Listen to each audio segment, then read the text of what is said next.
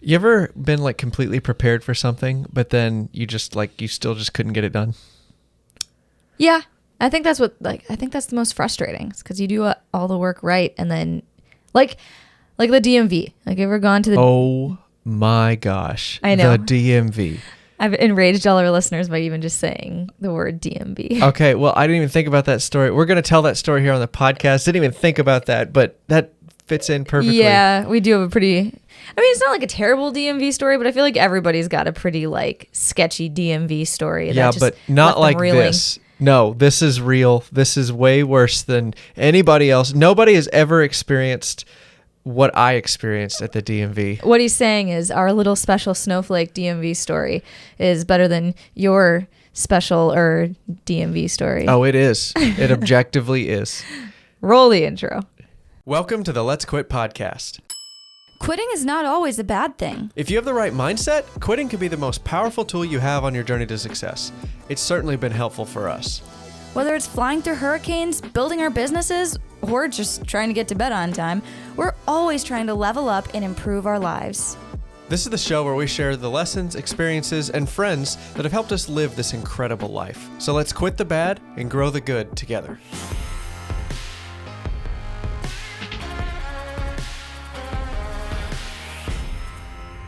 Hey, what's up, guys? Thanks so much for hanging out with us again on the Let's Quit podcast, where we get to talk at you for 30 to 60 minutes. And whatever we're feeling like. Yeah. So thanks again for coming back. We're a listener-supported show. Patreon.com/jennieanddavis if you want to support the show monetarily. Otherwise, man, guys, just share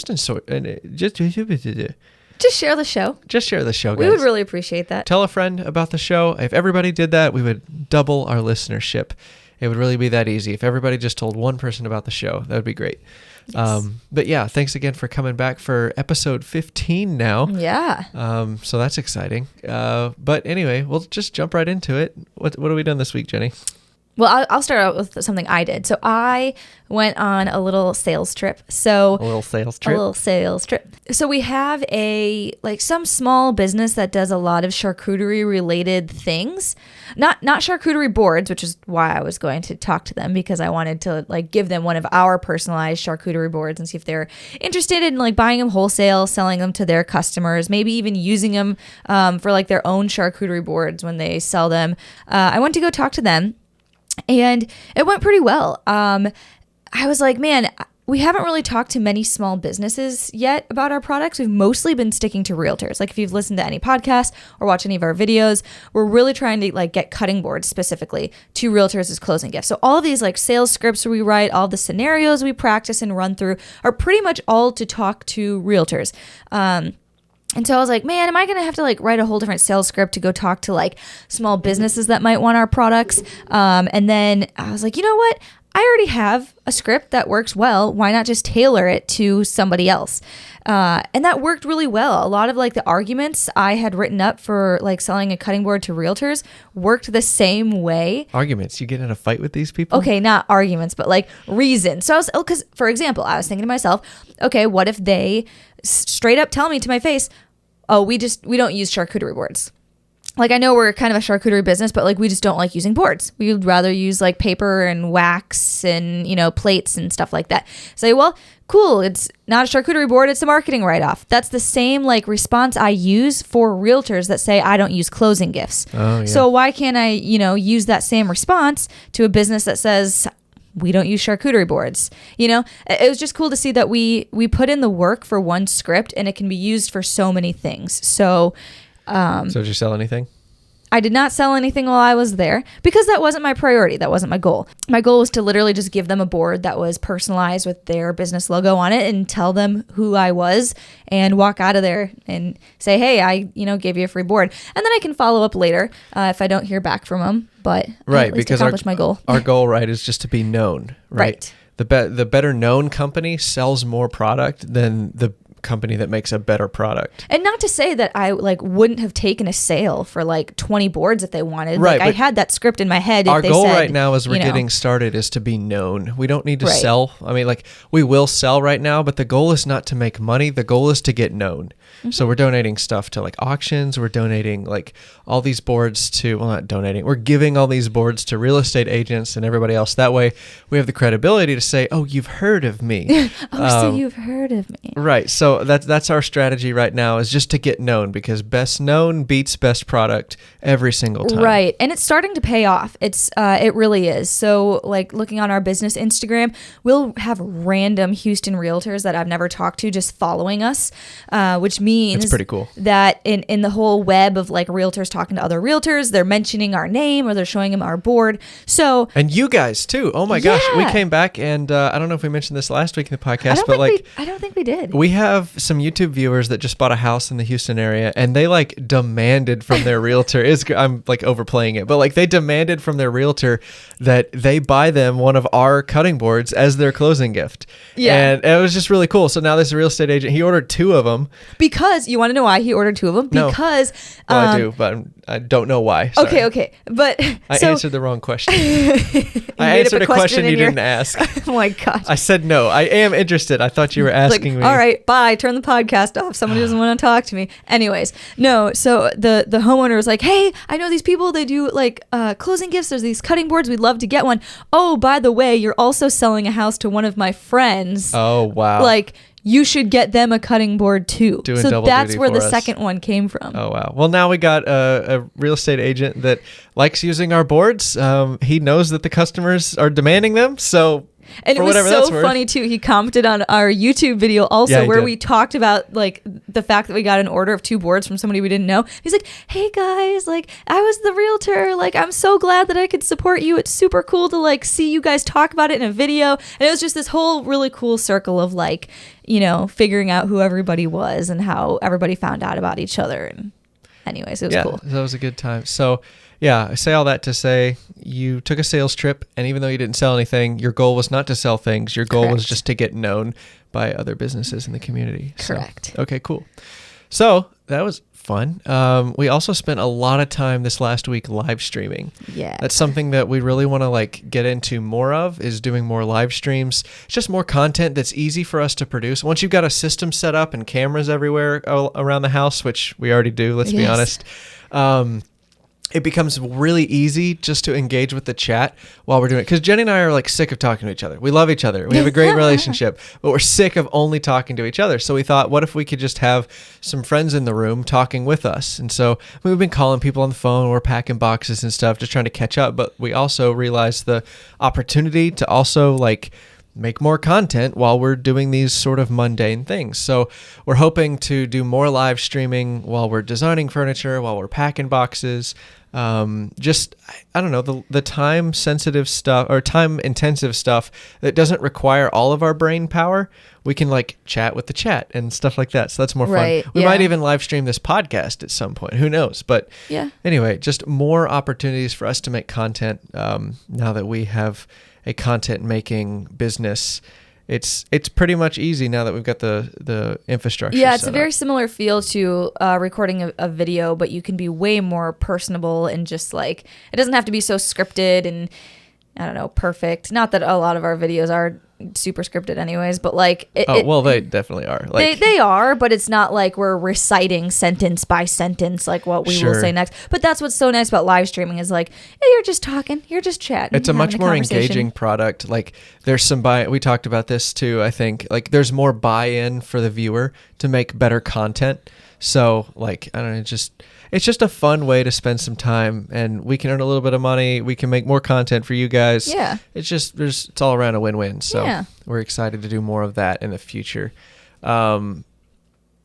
Yeah, but it's draining though. Geez, like we were tired. Like, so there was one day where we spent 3 hours live streaming the final design for all the furniture for this living room we're making. And man, at the end of that 3 hours, we were both dead tired. Like I wasn't saying much on the stream. Yep, Like, we literally got to like 2 hours and 30 minutes, and I noticed, I was like, wow, we're both getting really quiet. And I was like, I think it's time this live stream comes to an end, because he's been designing all the furniture this whole time and trying to answer the chat, and then I'm trying to do tasks in the background and looking at the chat and, you know, talking a lot and keeping the conversation going and answering questions. And then we're like, okay. Yeah, it was tired. Yeah. I mean, like anything, it's a muscle. You got to build it up. Yeah. It's just very draining. And so I don't know. We had a lot of fun. It was a great time, but I had to like then spend the next morning double checking my work on live stream again, just to verify that I didn't screw anything up the day before, because I got tired. So,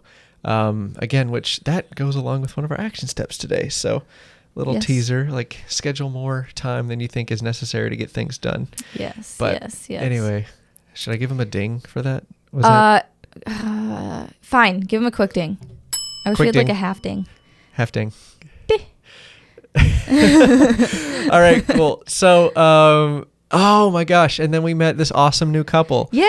So ever since we moved here to Houston, just with our like church community and everybody else has been saying like, oh, you have to meet this other couple. You guys, like, you have so much in common. You're both like entrepreneurs. And like, we'd heard about this couple. We'll keep their names out of it. We've been told a lot to like meet this other couple. And we finally had a chance to meet them, you know, with like 4 very busy people who have multiple businesses and are trying to do things. Like, it's almost impossible to schedule time, but I'm so glad we finally did get to sit down and have coffee with them. It was so cool to talk to people who knew exactly what you were going through. Like, they're doing the same thing as us. They had the same mindset on so many like topics and like decisions they've had to make, you know, at different points of life. And it was really nice. We hope we can get them on the podcast very soon. Yes, that would be so amazing. Yeah. But anyway, it was really cool to meet another couple, like Jennie said, that was just so similar to us. It was almost a little creepy. Yeah, it was almost a little scary, not gonna lie. Yeah, but they're great. So we hope to see them again, and maybe get them on the podcast if they're comfortable with that in the future. It was so good that we literally spent 2 hours talking with them. And for those of you that are watching the podcast on video, Davis's forehead is sunburnt. I don't know if you can see it,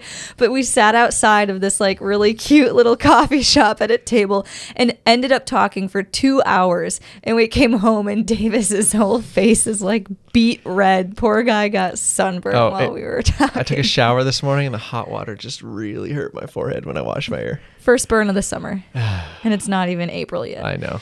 Good job. I tan really well. Like, I can get dark. Well, not dark, but like I can get to a tan state. It's just I don't hold on to it very long. It like disappears within a week. I don't know what it is. Yeah. Some people can just like stay golden and bronze like all summer. I can't. If I like, it was so funny. So like with my old job, I would spend a lot of time underground, and so we'd spend our off days on the lake, but I'd go spend 2 or 3 days like out in the field, and then I'd come back completely pale again, and I'd just burn every single time. Yeah, it was a consistent cycle of just like burning. Because I couldn't hang on to my tan for longer than just a couple days. So. Maybe we'll get better about that now that we live in Texas. Yeah. So we'll see. I got pretty tan last summer though. Spending a lot of time in the Virgin Islands and stuff with the hurricane flying. So that was nice. Yeah. But anyway, also, so right after that meeting with that new couple, we tried to go to the bank. And if you've watched our YouTube video this week, there was a little bit of drama involved in trying to get a new business bank account opened. Davis is even getting uncomfortable in his chair right now. He's like, "Oh, it was such an ordeal, and it did not need to be." No, not at all. We were doing something so simple. It was like the easiest task ever. So the purpose of a bank is to hold money and then make money on the money that they're holding. And at the end of the day, theoretically, they should be able to cash out everybody who has money at that bank. So the bank literally exists to hold other people's money. Like that is the primary function of a bank. And I'm standing there. I feel like my dad. Like this is one of those like grown up moments where you don't understand why your dad gets so mad at the bank. But now I'm like having that moment myself, and I'm like, dang, now I understand. But like, oh my gosh. I was standing there in the lobby of the bank trying to open an account. I had every piece of paperwork for the business, the LLC, the paperwork, the EIN, the certificate of formation. I had literally had every piece of paper in the bank that I needed to make this bank account, and they still would not let me make an account. Yeah, and that's literally all we needed to do was just make a new account. We already had accounts with this bank. All we needed to do was open one more. And this is a big national bank. This is not some like local credit union that still like operates on like a Rolodex and no, not like at all. paper sheets. It was like, the simplest task ever, and you had everything organized into this binder because that's something I think we also did this week or maybe last week. yeah, we organized all of our business. We had an organization system. It was a very terrible system for like but- tax documents and Right, all the official legal stuff for the business. So we finally got like really nice binders, got really nice dividers, plastic Yeah. sheet protectors. Like we went all out on this thing to like make it an easy reference guide for when we need to reference the business documents. And so I carried that whole binder in there into the bank, expecting them to need everything. And because you're like, I'm prepared. I got it. I know this is a super simple task, just opening an account, but like, it was not. yeah. Anyway, I'll let the YouTube video speak for itself. I won't retell that story, but it was just so frustrating to have everything together and then just not be able to get it done. And then like finding out later that you like couldn't. Don't spoil it. Don't spoil it. Don't spoil it. Go watch the YouTube video. Go watch the YouTube video. But anyway, it was really irritating. It reminded me, honestly, like of the time, back to our like story that we're going to tell. Like it reminded me of the time where you tried to get your Texas driver's license. So quick backstory. We're in the military full time for a long time. And when you're in the military, you have a state of residence. It's like you sort of declare what state you're from. Because they understand that you're moving around a lot. The military can move you like every 2 years or something like that. So you declare, hey, even though I'm moving around everywhere for like potentially the rest of your career until you retire, like this is what I declare as my state of residency. Right. So Jennie had said, like, I am a Wisconsin resident because that's where you grew up. That's where you're from. Mm-hmm. So you still had a Wisconsin driver's license. Well, we had just gotten married, I don't know, maybe 6 months before that. Mm-hmm. And we were stationed in North Dakota at this point, and we were at my parents' house for the weekend just to hang out and catch up. And we thought, okay, let's go to the DMV and get you your Texas driver's license because we're married now.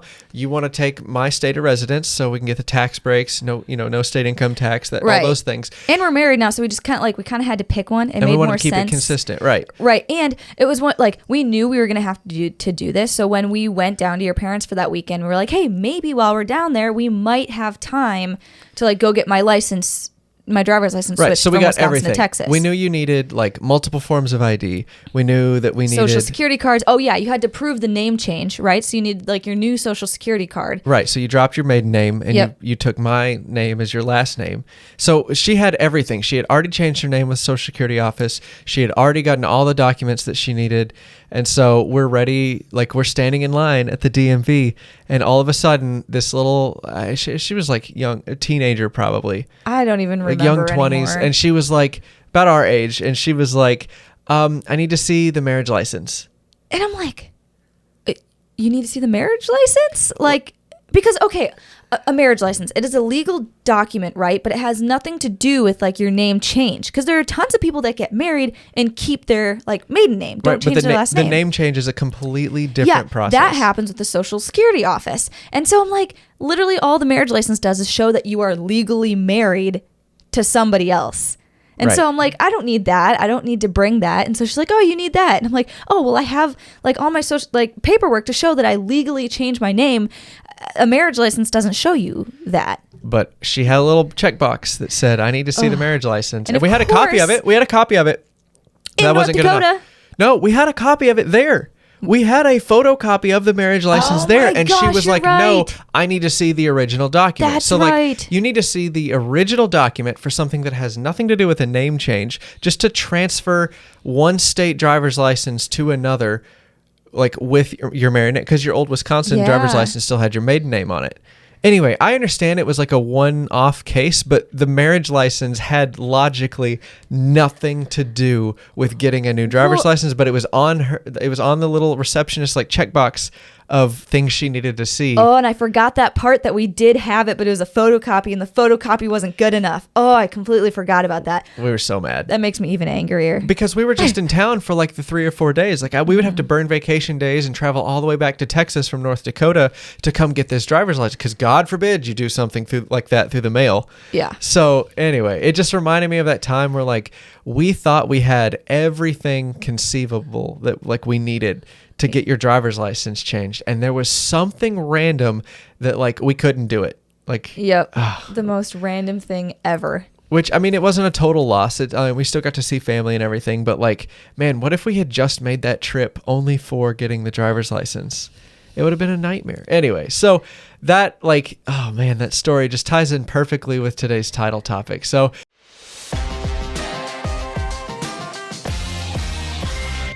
today's title topic is about quit looking for a shortcut. You want to hit him with a quote before we unpack that? Yes. So even though today is about shortcuts, this is not a short quote. So get ready.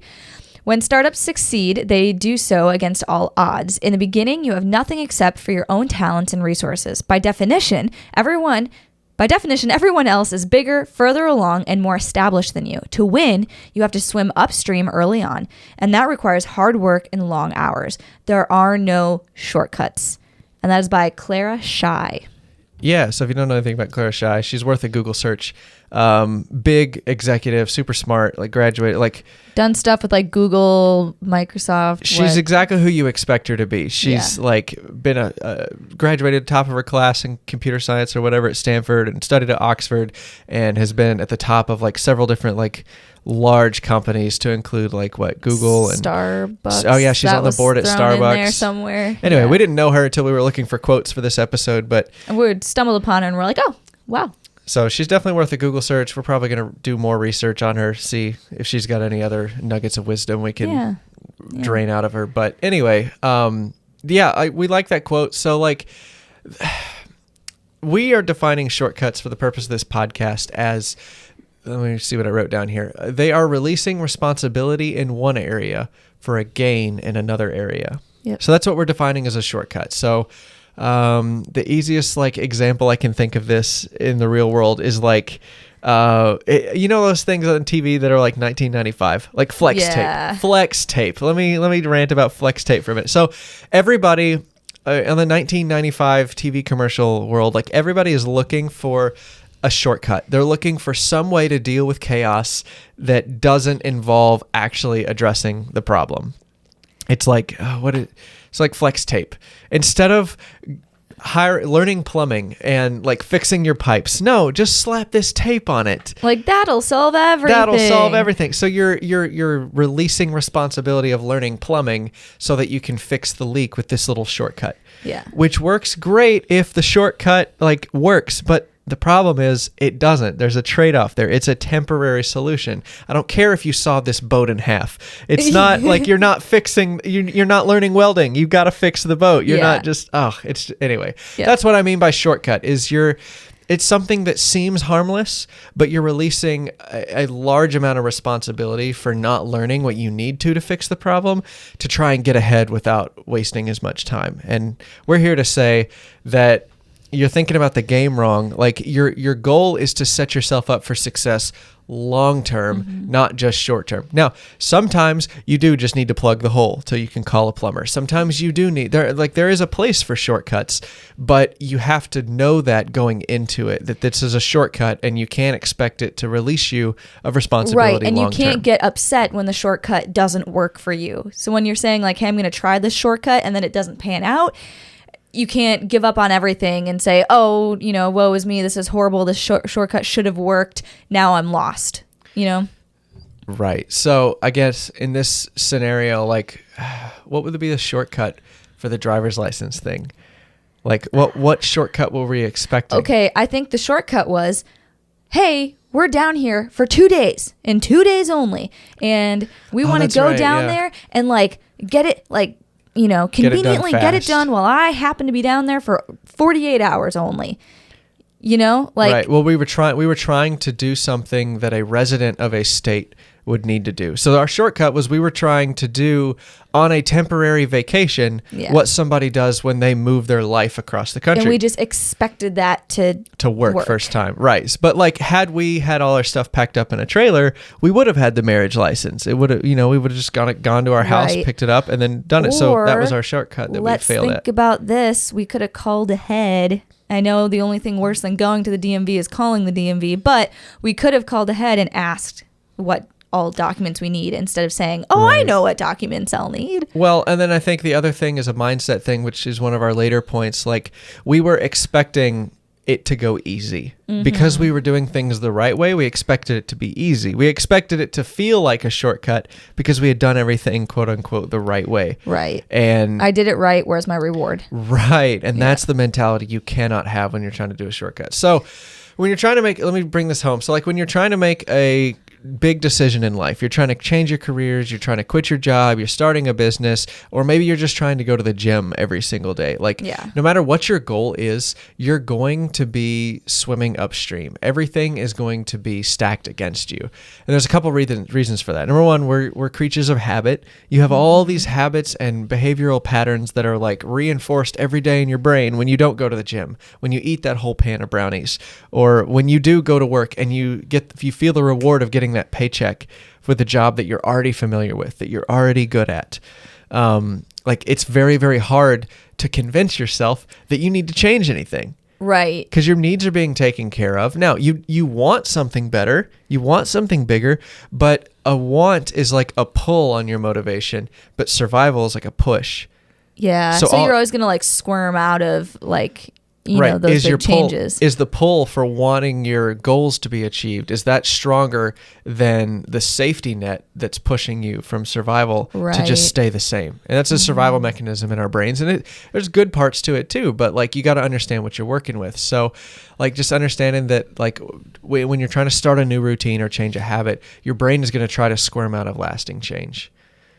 And new habits and because of that, new habits are way harder to start than we really want them to be. Which I think that's why we decided to call the podcast what we call it, like Let's Quit, because starting like those brand new habits are like insanely difficult. Your brain's not going to want to do it. So sometimes you have to form it in a way of like quit doing certain things. Right. So, because adding something new is way harder than like dropping something. So, and again, next point, like just because you quit avoiding something, just because you have addressed your weakness and you start doing it, doesn't mean it's automatically going to get easier. Right. If anything, it's going to get harder. It's much easier to take a shortcut and ignore responsibility in some areas.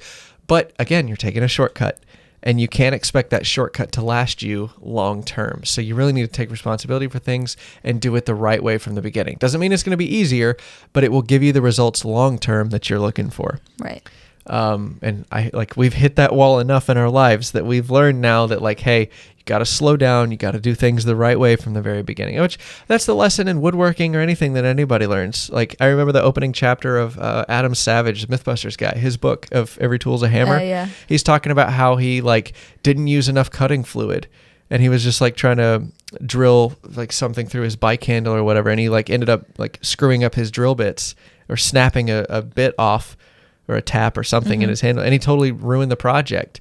Like that's the opening chapter of his book, I think.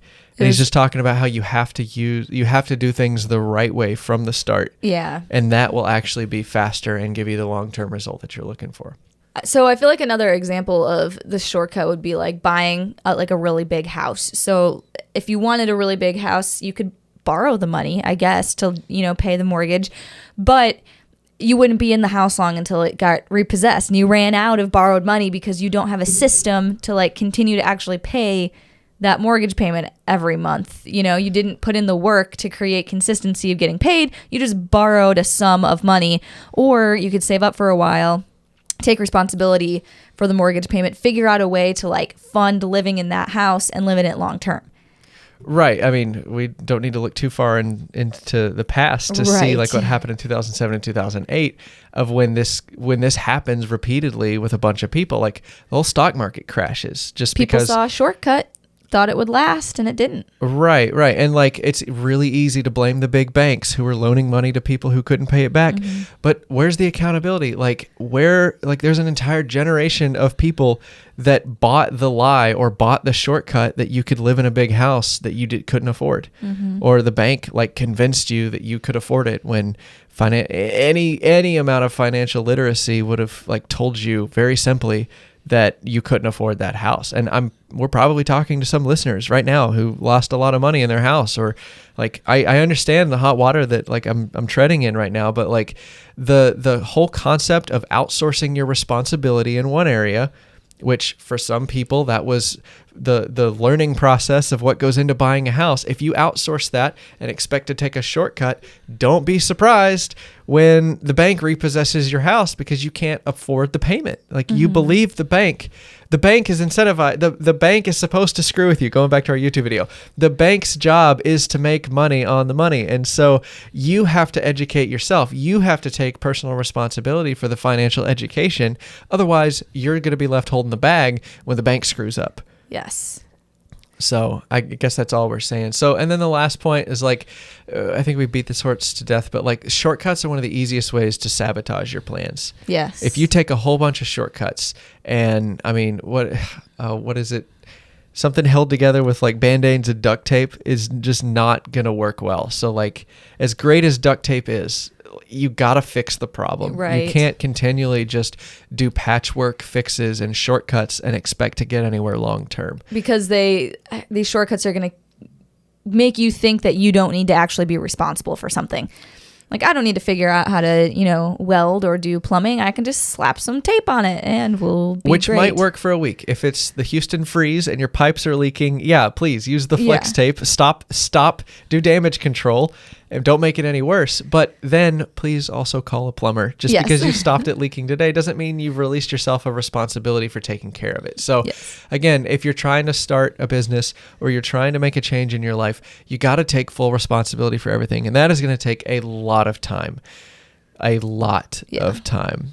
No shortcut for that one. Again, it sucks. It's hard, but I mean, that's how it is. I mean, did you expect it to be easy? Because otherwise, I feel like everybody would be opening businesses everywhere. Yeah. Well, another quote that we almost considered for this podcast that we didn't choose was like anything. A bunch of people said this different ways, and we couldn't pick one, so we just changed plans completely. But like the quote we kept coming over was anything worth having is not going to be able to be achieved with a shortcut. Something like that. Like anything worth having, you can't get with a shortcut. Yep. You have to earn it the hard way. And so, I mean, there's a lot of truth to that too. So let's jump into some action steps. So number 1, because things are going to be way harder than you expect them to be, because things are going to take way more time, you're taking full responsibility for whatever it is that you have invited your way. You need to take more time than you think is necessary to deal with it and to put out fires that you didn't expect. I mean, you don't know what you don't know, so you got to schedule time for that. So, for example, if you watch our YouTube video talking about the bank, I was prepared. I blocked off a whole day to go fight with the bank on getting this account opened. In what little like consciousness I have of what's going on, I had enough respect for this process that I blocked off an entire day. I didn't get too upset that I was going to lose a day because that's the bank's job, is to screw with me. So don't take it too seriously and like just block off way more time than you think is necessary to get something accomplished. That's action step number 1. Yes. And then action step number 2, to really get to like the root of why you want to take a shortcut or don't want to do the work up front, ask yourself, what am I trying to avoid when something is difficult? Like, what am I trying to avoid by taking this shortcut?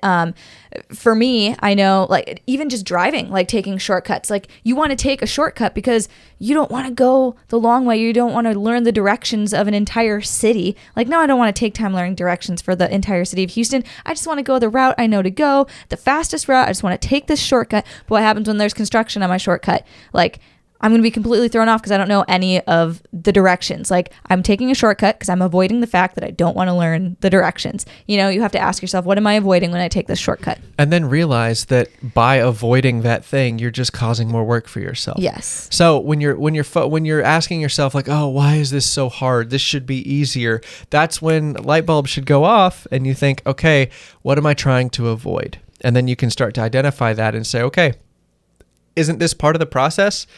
Isn't like traffic or construction part of driving? So why am I trying to avoid that? If I really want to get where I want to go, I need to take responsibility for dealing with traffic or dealing with construction and factor that into the timeline, going back to action step number 1. And then action step number 3, here is a good shortcut. Talk to people who have done what you're trying to do. Learn from their mistakes, learn their lessons. If you're able to squeeze like the knowledge, now again, you're taking the responsibility away from yourself of learning the lesson the hard way. But if you can remember the lesson without the hard way of learning it, that's a shortcut that can work. Yeah. But again, don't be surprised if you get bit by it later because you didn't learn the lesson the hard way. You didn't take full responsibility. You're taking somebody else's advice when you haven't learned it the hard way. Now, sometimes that'll work. Sometimes you do just need to plug the hole and move on down the road. And that's where you can take other people's advice on it. But yeah, that's our whole gist on shortcuts. If you guys are still listening, let us know what guests do you want us to have on the show? Is there anybody that you want us to like reach out and try to get on the show? You're interested in what they've had to quit in their life to be successful. If you want to hear that perspective, let us know. Send us an email to letsquitpodcast@gmail.com and maybe we'll try to get them on the show for you guys. Yeah, for sure. Announcements. Do we have any announcements? Oh, yeah, we got one. So we got a giant stack of, you can't see it, it's off camera, but we have a giant stack of books. We were doing something different in the stud stack and we accidentally ordered twice as many books as we needed to give to the members of the stud stack. So if you know what the stud stack is, or even if you don't, studstack.net if you don't know what I'm talking about. That's studstack, one word, .net. It's our private group for like other business owners, but we were trying to do a book giveaway and we ordered twice as many books as we needed to. So all I'm trying to say is that the next few people or so, I don't want to give an exact number, but like the next few people that sign up via studstack.net, you will get this free sales book. It's our favorite sales book. We've read it cover to cover a couple different times. It's just the best sales book that we've seen so far. And you will get it for free. And you will get it for free in your first month of the stud stack. So if you're on the fence for that, you've been considering it for a while, there's your incentive. Yes. So there's your shortcut. I see what you did there. Yeah, thanks. So anyway, we'll catch you guys on the next one.